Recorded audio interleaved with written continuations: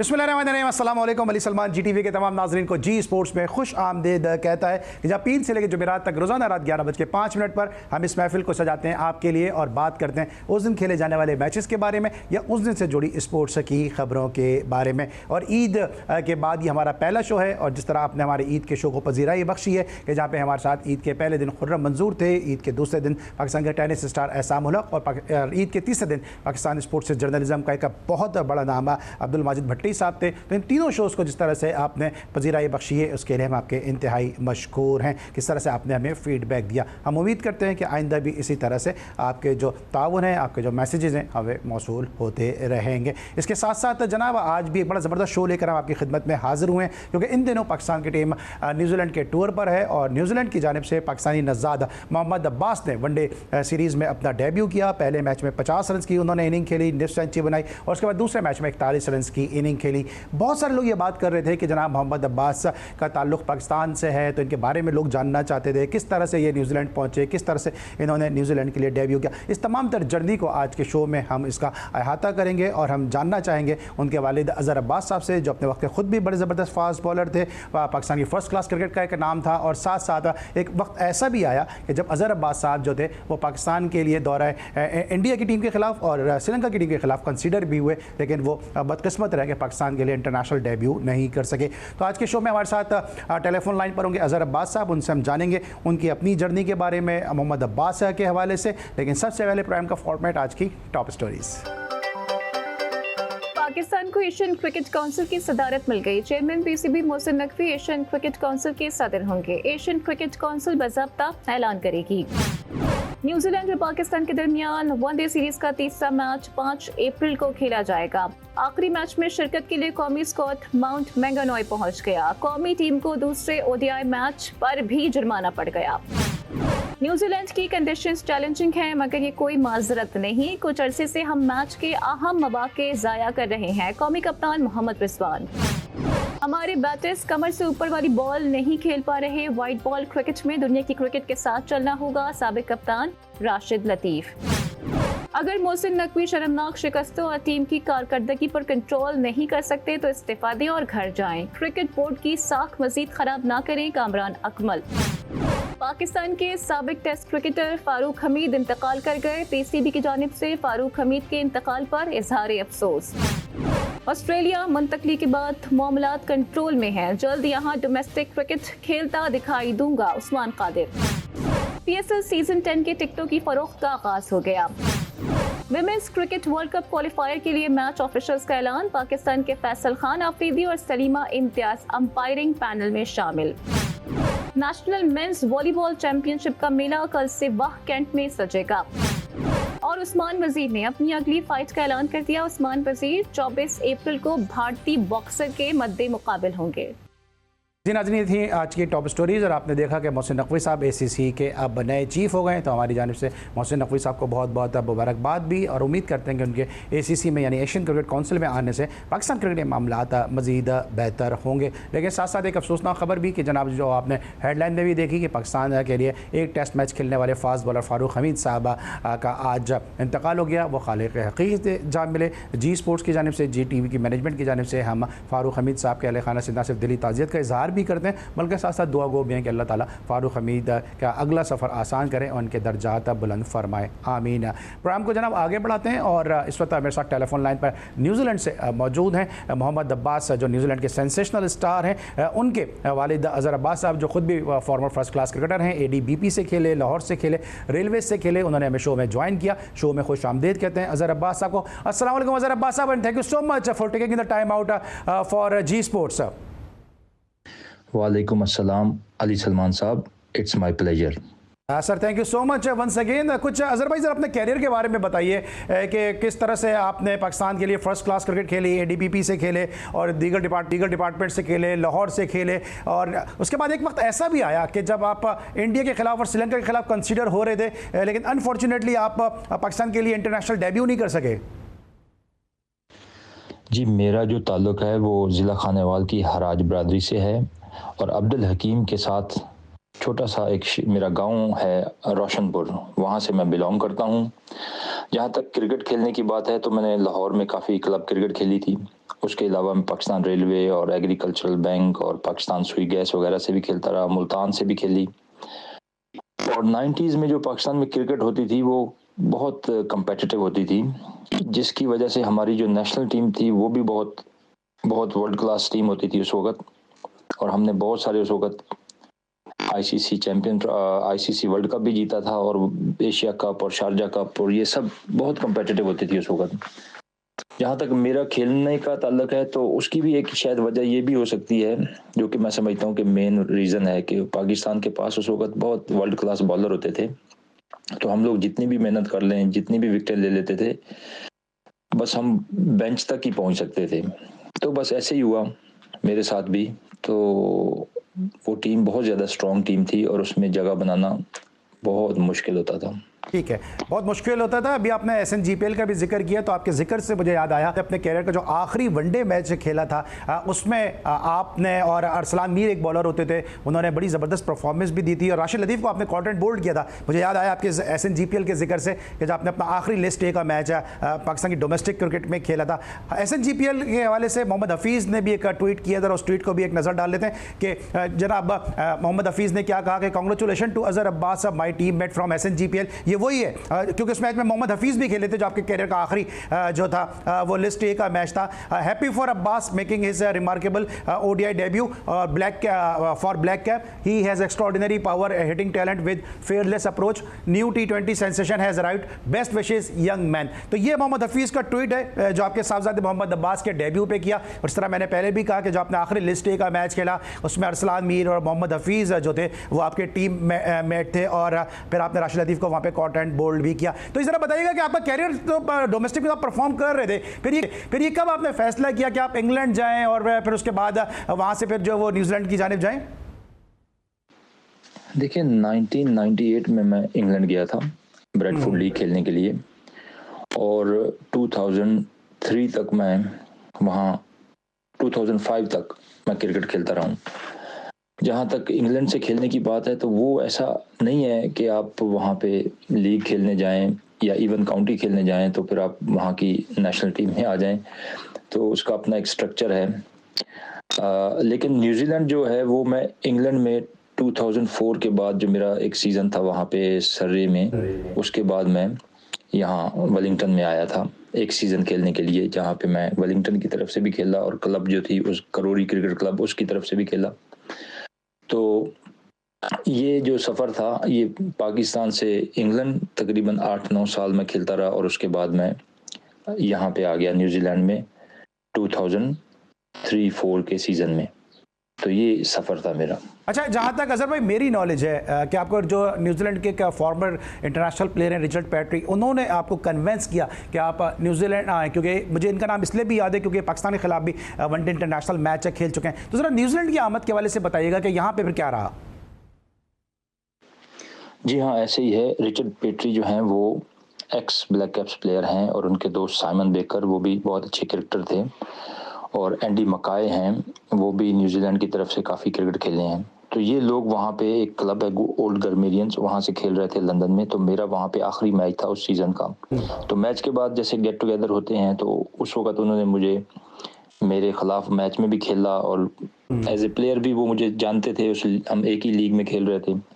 तो उन्होंने मुझे एडवाइस किया कि अगर आप न्यूजीलैंड जाएंगे तो आपके लिए ना सिर्फ वहाँ पे अच्छी क्लब क्रिकेट खेलने को मिलेगी बल्कि आप वहाँ पे फर्स्ट क्लास क्रिकेट भी खेल सकते हैं और आपका जो करियर पाथ है वो यहाँ से ज़्यादा बेहतर हो जाएगा। तो इस तरह उनके इनकरेज करने से, और उन्होंने मुझे काफ़ी हेल्प भी की इस सारे प्रोसेस में।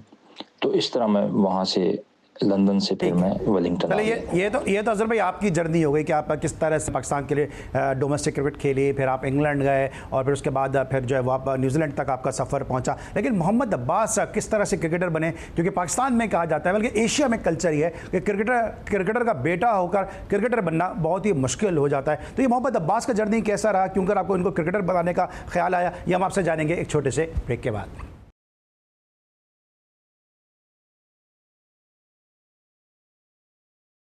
Welcome back after the break. और ब्रेक पर जाने से पहले हम मजहर अब्बास साहब की जर्नी के हवाले से बात कर रहे थे। अब हम बात करेंगे मोहम्मद अब्बास के बारे में, जिन्होंने बड़ा ज़बरदस्त वनडे इंटरनेशनल डेब्यू किया। पहले मैच में 50 और दूसरे मैच में 41 रन की इनिंग खेली। तो अजहर भाई ये बताइएगा कि अब बड़ा मुश्किल होता है बिलखुसूस एशियन का जो कल्चर है उसमें क्रिकेटर के बेटे का क्रिकेटर होना। तो आप पाकिस्तान के लिए नहीं खेल सके परफॉर्मेंस देने के बावजूद, लेकिन उसके बावजूद आपने मोहम्मद अब्बास को जो है वो क्रिकेटर बनाने का फैसला क्यों कर किया?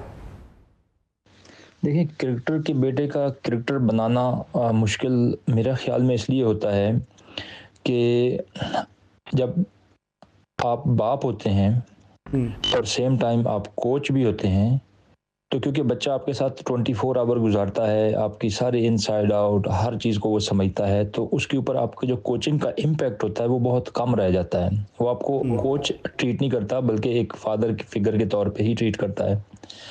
लेकिन जो मोहम्मद अब्बास के मामले में ये चीज़ मुझे बहुत पहले से ही समझ आ गई थी कि अगर मुझे इसको कोचिंग करनी है तो मुझे पहले इसको अपना दोस्त बनाना है। तो दोस्ती में आप किसी की जब हेल्प करते हैं तो आपका जो लेवल ऑफ कंफर्टेबल वो और हो जाता है। तो इस तरह आप कह सकते हैं कि बीइंग अ फादर मैंने उसको कोचिंग कम की है, बीइंग एक सीनियर दोस्त के एक बड़े भाई की तरह मैंने ज़्यादा उनको कोचिंग की है। तो जिससे मेरा जो मैसेज था या सिखाने का तरीका था वो ये था कि एक बड़ा दोस्त एक ऐसे दोस्त की हेल्प कर रहा है जो अभी छोटा है। तो उससे मेरे ख्याल में मुझे बड़ी आसानी हुई, कोई प्रॉब्लम ही नहीं हुई उनको कोचिंग करने में। और ये जो आपका क्वेश्चन है, ये न्यूजीलैंड में मुझसे बहुत सारे लोग पूछते हैं जो एक्स प्लेयर हैं, तो मेरा यही जवाब होता है कि मैंने उसको कभी अपने बेटे के तौर पे कोचिंग नहीं की, बल्कि अपने एक दोस्त, एक छोटे भाई, एक जूनियर प्लेयर की तरह कोचिंग की है। ठीक है। अच्छा, आप तो इंग्लैंड के लिए आप गए थे पाकिस्तान से पहले और 7-8 साल जैसा आपने बताया वहाँ रहे, तो ये क्या इंग्लैंड के लिए भी कंसीडर हो सकते थे? और थोड़ा इनके बारे में मजीद और बताइएगा। नहीं, मोहम्मद अब्बास जो थे वो या तो पाकिस्तान के लिए एलिजिबल थे क्योंकि वो पाकिस्तानी शहरी हैं, और या फिर वो न्यूजीलैंड के लिए एलिजिबल थे कि वो यहाँ रहते हैं, यहाँ पे उन्होंने अपनी ज़िंदगी का सबसे ज़्यादा हिस्सा गुजारा है। तो क्योंकि वो यहाँ रहते थे, यहाँ के सिस्टम में रह के उन्होंने अपनी गेम को डेवलप किया है और न्यूजीलैंड ने ही उनको पहले चांस दिया है, तो वो न्यूजीलैंड की तरफ से खेले हैं। ठीक है, बिल्कुल आपने सही कहा कि पहले न्यूजीलैंड में चूंकि उनको चांस दिया था न्यूजीलैंड के लिए खेले, क्योंकि पाकिस्तान में एक कल्चर ये भी है, सर भी उस्मान खान को हमने यूएई से बुलाया, तो एक कल्चर ये भी है कि जनाब जो बाहर परफॉर्म करते हैं फिर उसको अपने मुल्क में हम बुला के खिलाने की कोशिश करते हैं। लेकिन इस तरह आपने बिल्कुल दुरुस्त कहा कि अगर इन्वेस्ट किया है न्यूजीलैंड ने तो फिर न्यूजीलैंड का राइट है कि न्यूजीलैंड जो है वो वहाँ से फिर जो है वो इंटरनेशनल अपना डेब्यू करें। लेकिन आपने भी सुना है मैंने कि बड़ा सेक्रीफाइस किया है, अपने कोचिंग कैरियर को भी आपने सेक्रीफाइस किया है, अपनी टीम को भी चेंज किया मोहम्मद अब्बास को एक ईजी पाथवे देने के लिए। देखिए, जब आप एक प्लेयर को डेवलप कर रहे होते हैं तो कभी भी आप ये ना समझें कि आप एक स्ट्रेट रोड पर ड्राइव कर रहे हैं और बड़ी स्मूथ ड्राइव है। इसमें बहुत सारी अप एंड डाउन्स होते हैं, बहुत सारी हर्डल्स होती हैं, तो आपने उन सब को डील भी करना होता है और उसमें से अपना रास्ता भी आगे बनाना होता है। तो इसी तरह मोहम्मद अब्बास के लिए जो मैं कर सकता था मैं करता था, जो उसके लिए बेहतर होता था मेरी कोशिश होती थी कि उसके लिए करूं। जो आप समझ लें कि 3 साल पहले जब वो अंडर 19 ऑकलैंड की तरफ से खेल रहे थे और काफ़ी प्रोमिनेंट प्लेयर थे अपने एज ग्रुप में, तब मैंने ये जॉब जो वेलिंगटन फायरबर्ड्स की जो कोचिंग जॉब थी वो मैंने ली। तो लोगों को शायद पता नहीं है कि वेलिंगटन और ऑकलैंड के दरमियान तकरीबन 800 किलोमीटर का डिस्टेंस है, और हम लोग तकरीबन 18 साल से ऑकलैंड में ही रह रहे थे, तो हमारा वहाँ जाना और हर चीज़ शिफ्ट करना बड़ा एक प्रोसेस था पूरा। बहरहाल वो मैंने किया, मैं वहाँ चला गया। फिर उसके कोई 2 महीने बाद वेलिंगटन में मोहम्मद अब्बास आए, तो वहाँ पे जो सिलेक्टर्स हैं, कोचेज़ हैं, उनसे मिले, तो वो लोग सब इसको जानते थे क्योंकि वो उनके ख़िलाफ़ ऑकलैंड की तरफ से खेलते थे और अक्सर उनकी जो परफॉर्मेंस होती थी वेलिंगटन वगैरह के ख़िलाफ़ बहुत आउटस्टैंडिंग होती थी। तो वेलिंगटन को इस बात की खुशी थी कि ये अगर बच्चा इस तरफ आ जाए हमारे पास तो हमारे एक अच्छा एडिशन हो जाएगा हमारे सिस्टम में। तो फिर वो वहाँ मूव हो गए और वहाँ पे उन्होंने अंडर 19 दोबारा खेलनी शुरू कर दी, जो वेलिंगटन अंडर 19 टीम थी, और फिर वो नेशनल टूर्नामेंट में गए और वो टीम टूर्नामेंट भी जीत गई। तो ये उनका सफ़र था। उससे पहले वो यहाँ पे ऑकलैंड में किंग्स कॉलेज की तरफ से भी खेलते रहे और यहाँ की डिस्ट्रिक्ट क्रिकेट की तरफ से भी खेलते रहे। तो उन्होंने काफ़ी क्रिकेट खेली है और इनके सिस्टम को उन्होंने बिल्कुल एक बॉटम से लेके और एंड तक वो जो उनका सफ़र है वो एक लेकिन पूरी आपको कहानी है। लेकिन अजहर साहब, आपको कब एहसास हुआ कि इनमें इतना पोटेंशियल है कि ये न्यूजीलैंड को रिप्रेजेंट कर सकते हैं? देखें, कुछ इंसानों में सलाहियतें ऐसी होती हैं जो बहुत यंग एज में भी नज़र आना शुरू हो जाती हैं, बट दैट डजंट मीन कि वो कोई इंटरनेशनल प्लेयर बन सकते हैं या नहीं।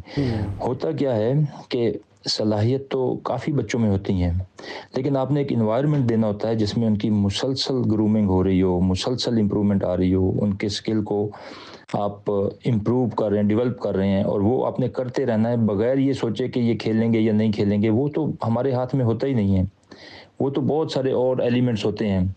जहाँ तक मेरे अपनी ज़ाती राय ये थी कि मैंने कभी ये नहीं सोचा कि वो कब खेलेंगे, कैसे खेलेंगे। मुझे ये पता था कि अगर ये अच्छे प्लेयर होंगे, मेहनत करेंगे और मुसलसल करेंगे तो इंशाल्लाह इनके लिए अल्लाह पाक आसानियाँ पैदा कर देगा इंशाल्लाह। अच्छा, आपकी क्या फीलिंग थी जब आपको ये पता चला कि मोहम्मद अब्बास का एक तो इंटरनेशनल डेब्यू हो रहा है, फिर वो भी पाकिस्तान के अगेंस्ट हो रहा है, तो क्या फीलिंग थी? देखें, ये 24 मार्च को मुझे पता चला कि 29 तारीख को जो पाकिस्तान का पहला मैच है न्यूजीलैंड के साथ, उसमें मोहम्मद अब्बास का नाम आया है। तो 5 दिन पहले उन्होंने मोहम्मद अब्बास को फ़ोन करके बताया, तो स्ट्रेट अवे उन्होंने मुझे कॉल की, मैं घर में नहीं था। तो जब मुझे उन्होंने बताया तो मुझे बड़ी खुशी हुई इस बात की कि हम कई सालों से मेहनत कर रहे थे और उनकी अपनी बहुत ज़्यादा इसमें सेक्रीफाइसेस हैं, मेरी अपनी हैं। तो ये जो कॉल होती है, ये जब आपको आती है तो आपके इमोशंस जो है ना वो काफ़ी सरफेस पे आ जाते हैं। तो हम सब इमोशनल थे उस वक़्त और खुश भी थे। और एक इसमें दिलचस्प पहलू ये था कि वो पाकिस्तान के ख़िलाफ़ खेलेंगे, और ये एक रेयर केस इस तरह है कि वो अपना पहला मैच उस मुल्क के ख़िलाफ़ खेलेंगे जिस मुल्क से वो आए यहाँ पे, जिस मुल्क में हम पैदा हुए। तो इसलिए वो थोड़ा इंटरेस्टिंग था। और ये 24 मार्च को हमें पता चला था। चले 24 पता चला, एक अच्छी न्यूज़ आपको पता चली 24 मार्च के दिन। लेकिन अब आप आपसे पूछेंगे कि क्या आपने मशवरा फिर क्या दिया मोहम्मद अब्बास को, उनका इंटरनेशनल डेब्यू और वो भी पाकिस्तान के खिलाफ, और उसमें ज़बरदस्त उनकी परफॉर्मेंस हमने देखा कि उन्होंने परफॉर्मेंस भी बड़ी ज़बरदस्त दी और अपने डेब्यू को यादगार बना लिया। इस वक्त हम लेंगे ब्रेक, और जब ब्रेक के बाद वापस आएंगे तो पूछेंगे कि मशवरा क्या दिया था अजहर अब्बास साहब ने। मिलते हैं छोटे से ब्रेक के बाद।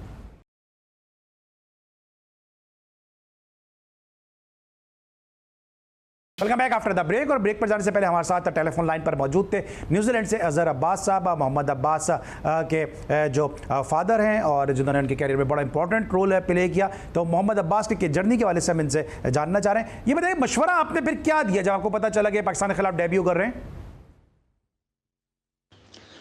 मैंने उनको बस यही कहा कि बेटा, आपने काफ़ी मेहनत की है और आप यहाँ तक अपनी एक मेहनत और स्ट्रगल से पहुँचे हो, और जिस तरीके से आप खेलते हो आपका एक अपना तरीका है।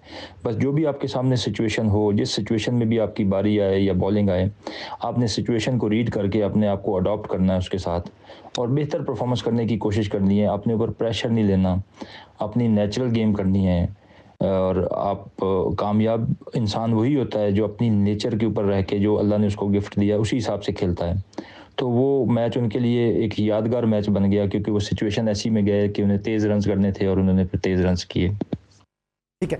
अच्छा, ये बताइएगा अजहर भाई कि अब जब डेब्यू हुआ तो डेब्यू पे तो बड़ा ज़बरदस्त डेब्यू हुआ, ड्रीम डेब्यू, 50 रन किए। फिर हमने दूसरे मैच में देखा कि 41 रन पे खेल रहे थे, 50 कर सकते थे, लेकिन सेल्फलेस इनिंग खेली। पहले मैच में थोड़ा एग्रेसिव खेले, दूसरे मैच में थोड़ा टेम्परामेंट शो किया। तो थोड़ी दोनों इनिंग्स के हवाले से बताइएगा। हाँ, ये वाकई आपका बहुत अच्छा क्वेश्चन है कि पहले मैच में उन्होंने काफ़ी तेज़ रन्स बनाए और 50 बनाई बड़ी तेज़। लेकिन जब सेकंड मैच में वो गए हैं तो उनके सामने सिचुएशन डिफरेंट थी। उनके 4 बंदे आउट हो चुके थे और शायद लोगों को नहीं पता, न्यूजीलैंड इस मैच में एक बैट्समैन कम खेल रही थी।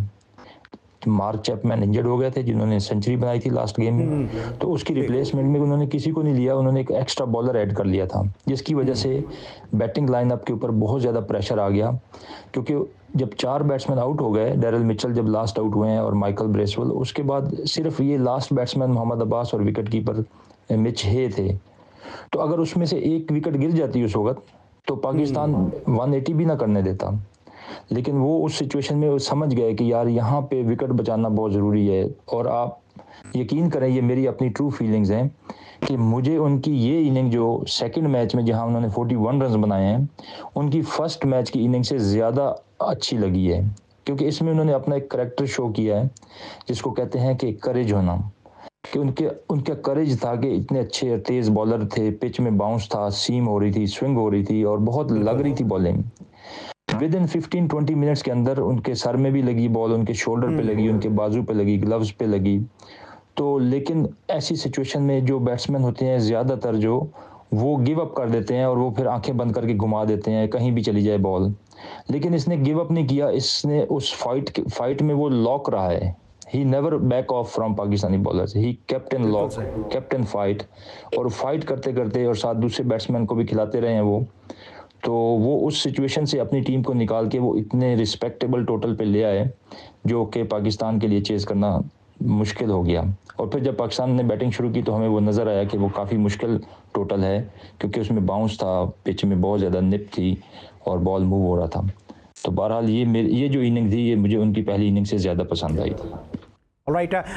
In the recent past, we have seen so many Asian players have been played for New Zealand. तो क्या आपको लगता है कि अभी हमने देखा जतिन पटेल भी खेले, ऐश सोडी खेले, एजाज पटेल खेले, अभी राचिन खेले, अब मोहम्मद अब्बास खेले, और भी बहुत सारे प्लेयर यकीनी तौर पे न्यूजीलैंड की डोमेस्टिक में एशियन खेल रहे होंगे, तो क्या इक्वल अपॉर्चुनिटी है और किस तरह से ये प्लेयर जो है वो टीम तक पहुंच जाते हैं?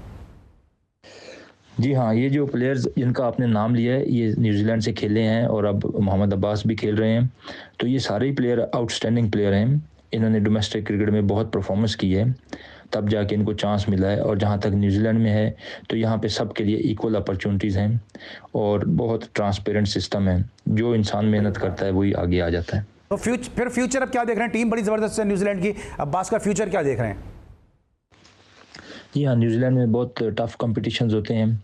यहाँ का जो इन्वायरमेंट है वो चैलेंजिंग होता है बैट्समैन के लिए ख़ास तौर पे, क्योंकि बॉल ज़्यादा स्विंग होती है, सीम होती है और पिचेस में बाउंस भी बहुत अच्छा होता है, जिसकी वजह से बैट्समैनों को अपनी टेक्निक के ऊपर बहुत काम करना पड़ता है, तब जाके वो रन्स कर सकते हैं इन कंडीशंस के अंदर। तो जहाँ तक मोहम्मद अब्बास हैं, वो अगर मेहनत करते रहेंगे और अपनी गेम को रिफ़ाइन करते रहेंगे, इम्प्रूव करते रहेंगे, तो वो ज़रूर अपना इस स्पोर्ट्स के अंदर अपना नाम पैदा करेंगे। ठीक है। अच्छा, ये सुनने में आया कि विलियमसन इनको अपने घर लेके गए, इनको कुछ बैट्स वगैरह भी गिफ्ट किए, वो क्या वाक़या था?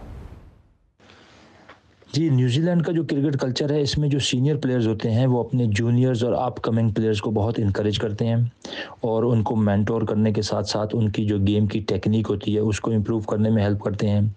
और इंटरनेशनल क्रिकेट के अंदर जो उनका एक्सपीरियंस होता है वो भी उनको ट्रांसफ़र करने की कोशिश करते हैं।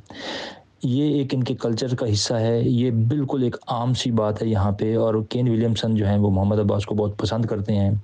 मोहम्मद अब्बास जो हैं वो अपकमिंग प्लेयर हैं, केन विलियमसन ने डोमिनेट किया है, बहुत रिस्पेक्टेड वो स्पोर्ट्स पर्सनैलिटी हैं न्यूजीलैंड की। तो उनकी हर वक्त कोशिश होती है कि सिर्फ मोहम्मद अब्बास की नहीं, कोई भी जो अच्छा यंग प्लेयर हो उसको वो इनकरेज भी करते हैं, उसको वो एक्सपीरियंस भी शेयर करते हैं, उनको वो नेट्स में जब कभी वो प्रैक्टिस कर रहे हों और अगर वहाँ केन विलियमसन होंगे तो वो ज़रूर नेट्स में जाके उनको बताएंगे अगर उनको कोई चीज़ नज़र आएगी। तो ये जो कल्चर है ये इनका बहुत पुराना है और मैं इस चीज़ का विटनेस हूँ कि केन विलियमसन को कौन कर रहा था, या रॉस टेलर का मार्टिन क्रो होते थे, इसी तरह जो भी इनके प्लेयर होते हैं वेल नोन, इनका पीछे कोई मेंटर होता है जिसका हाथ होता है उनके सर के ऊपर और वो एक अच्छा, अजहर भाई, की तरह एक फादर फिगर की तरह हेल्प करता है। Although New Zealand have one the series, लेकिन बतौर पाकिस्तानी क्या आप मशवरा देंगे, क्या लग रहा है पाकिस्तान टीम में बेहतरी कैसे आएगी, क्या किस तरह कम बैक करें? देखें, जो भी स्पोर्ट्स हो या ज़िंदगी का कोई भी जो इंसान काम करते हैं, कामयाबी आपको एक मुसलसल मेहनत से मिलती है और वो मेहनत ऐसी कि जिसमें डिसिप्लिन भी हो, दयानतदारी भी हो और मेरिट को आगे लाया जाए, डिज़र्व लोगों को आगे लाया जाए। और जो आपकी जो डोमेस्टिक क्रिकेट है, जो आपकी जो एज ग्रुप क्रिकेट है, उसके ऊपर फोकस किया जाए, क्योंकि एंड ऑफ द डे तो वहीं से प्लेयर मिलने हैं।